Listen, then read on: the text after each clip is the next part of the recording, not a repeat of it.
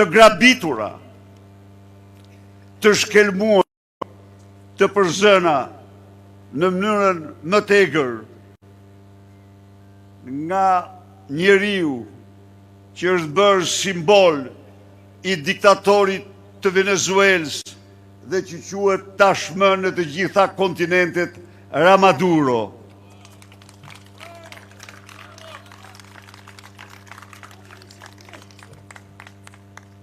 Miq,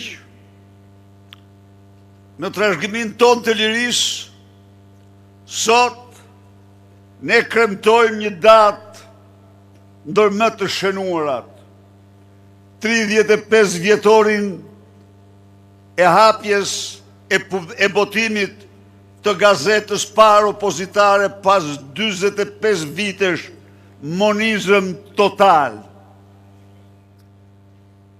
Kjo në vërtet është festa jo e një gazete, është festa e pluralizmit mendimit, është festa e fjalës së lirë, është festa e jetës, e cila pa fjalën e lirë është një jetë shkredetir, një jetë pa dinjitet.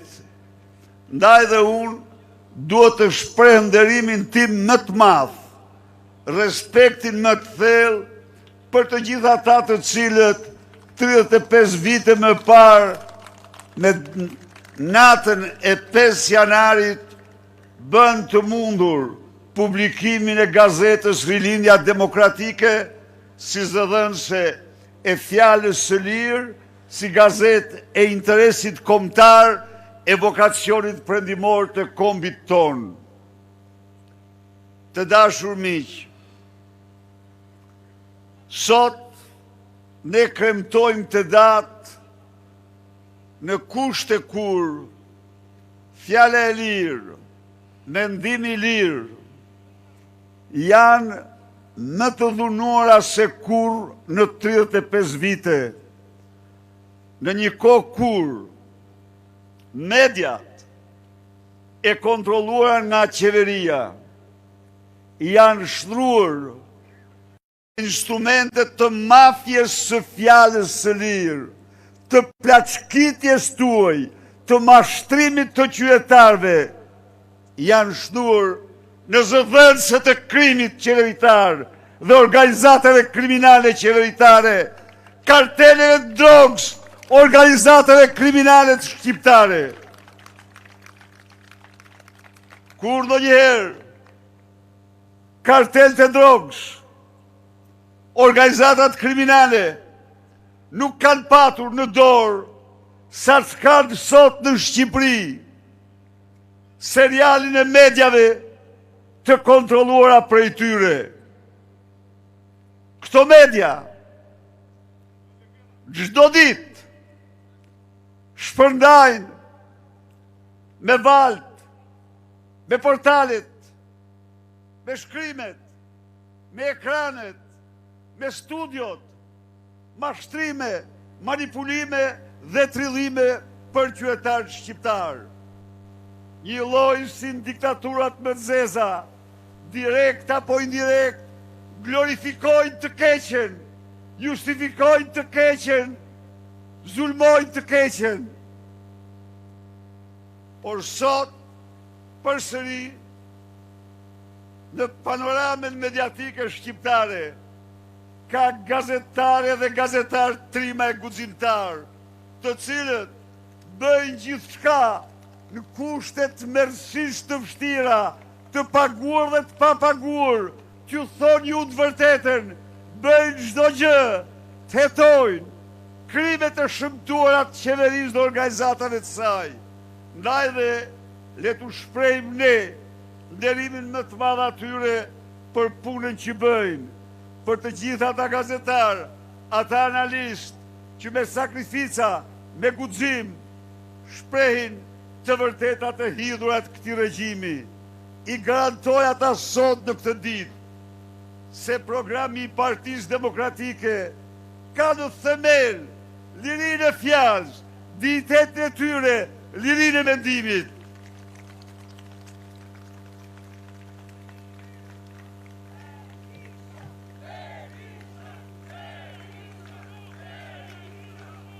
Miq, viti 2026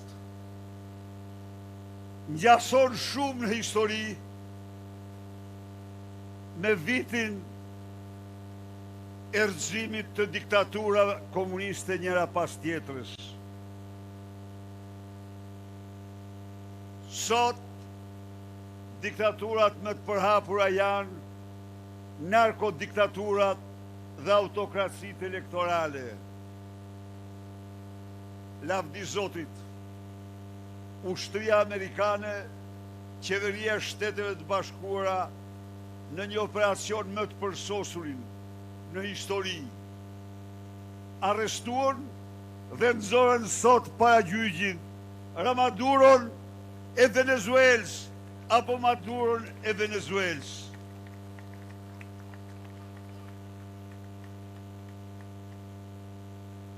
Mediat e majta të kontrolluara nga qeveria në Shqipëri, nga mëngjesi deri dark, u bien borive se u shkel sovraniteti, se kjo shkeli ligjin ndërkombëtar. Miq, dhunuesit më të mëdhenj të sovranitetit të kombeve, dhunuesit më të mëdhenj të ligjit kombëtar dhe ndërkombëtar, janë diktatorë dhe diktaturat. Rrëzimi i tyre është respekti më i madh për ligjin ndërkombëtar, ligjin kombëtar, për qytetarët e vendeve të shtypura.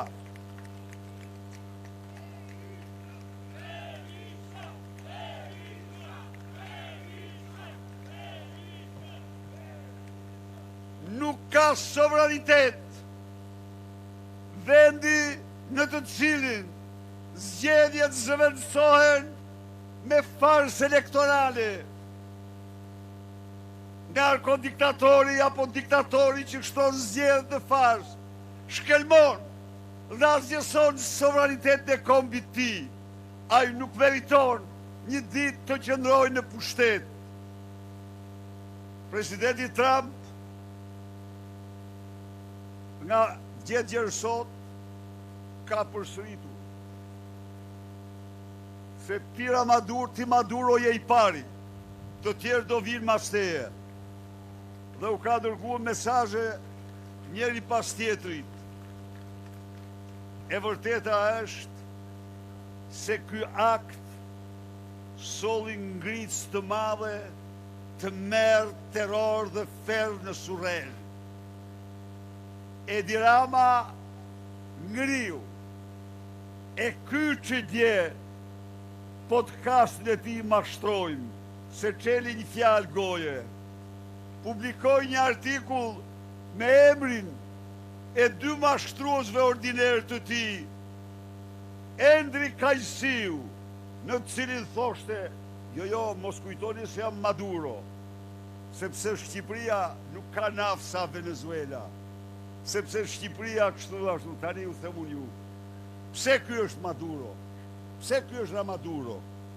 Sepse ky, një lloj si Maduro, ka shtruar zgjedhjet e farsë elektorale, mandatet e tij qëndrojnë mbi krimin, ka marrë mandatet opozitës.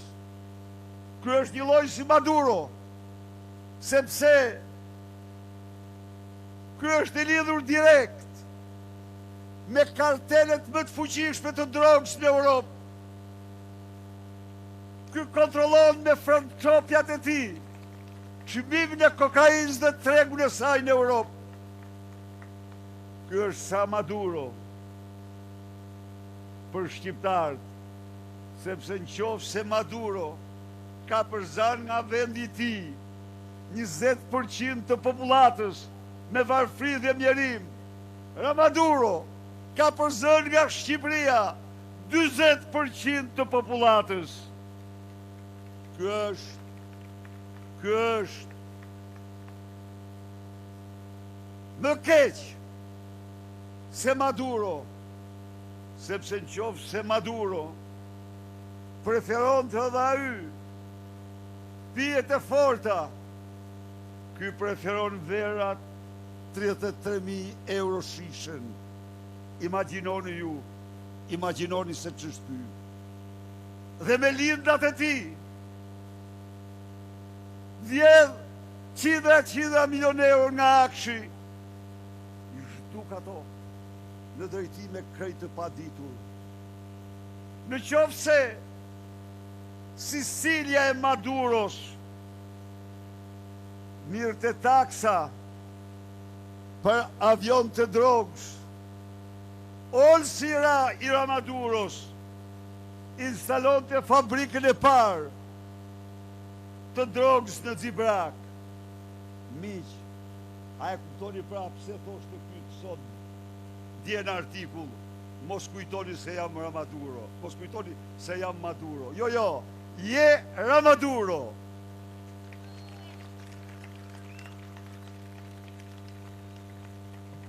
Natyrisht, do t'i them këtu se ne nuk presim që forcat Delta të zbarkojnë në Surrel, se do zbarkojnë Deltat tonë. Ja ku i kemi Deltat që do zbarkojnë në Surrel. Ja këtu i ke Delta thram. Këta Delta që ke këtu përpara pritin Surrel sa po të marrin urdhrin. Atje do i kesh. Po një gjë, një lloj si Maduron, edhe ti në sallën e gjyqit do përfundosh. Bashkë me lindat, Belit, Lubit dhe të gjithë suitën tënde. Për këtë e siguroj. Pra, ky është një vit i madh për ne. Ky është viti në cilin ne do triumfojmë. Populli opozitar do triumfojë. Shqiptarët me dinjitet do të përmbysin diktaturën në shëmtur, të urryer, që u instaluan mbi ta, dhe përsëri do të jenë një popull i lirë.